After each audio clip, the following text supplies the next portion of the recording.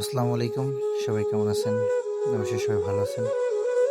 আজকে যে ভিডিওটা দেখতেছেন এটা আমার লাইফের ১০টি বছর এই রাস্তা থেকে হাঁটা। এখান থেকে ১০টি বছর হাঁটা অর্থ কি জানেন? যে এখান থেকে আমি প্রাইমারি এবং হাই স্কুল লাইফে পড়াশোনা করছি এই রাস্তা থেকে যাতায়াত করছি। আর এই রাস্তাটা আসলে স্মৃতি হিসেবে রয়ে গেছে। এখন এই রাস্তা থেকে চলাফেরা হয় না। কেননা আমাদের সামনে একটা নতুন রাস্তা হইছে তার জন্য। আর এখানে আমার সামনে এই স্কুলটা হলো যে আমার প্রাইমারি স্কুল। আমি এই প্রাইমারি স্কুল থেকেই পড়াশোনা করছি। উত্তর মাদারতলী প্রাথমিক বিদ্যালয়।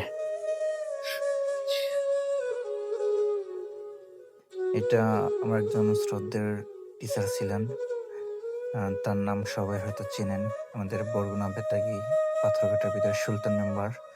খুব ভালো একজন মানুষ ছিলেন। এখন নাই বেঁচে, মারা গেছেন।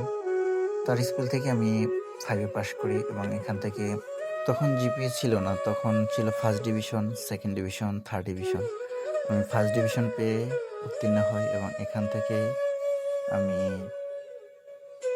যে হাই স্কুলে ভর্তি হই এখান থেকে গিয়ে।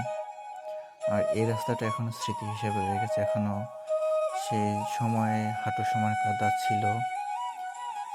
সেই কাদার ভিতরে আমাদের গ্রামের অঞ্চল তো তার জন্য হাঁটু সমান কাদা পাড়ি দিয়ে আমাদের প্রতিদিন যেতে হতো।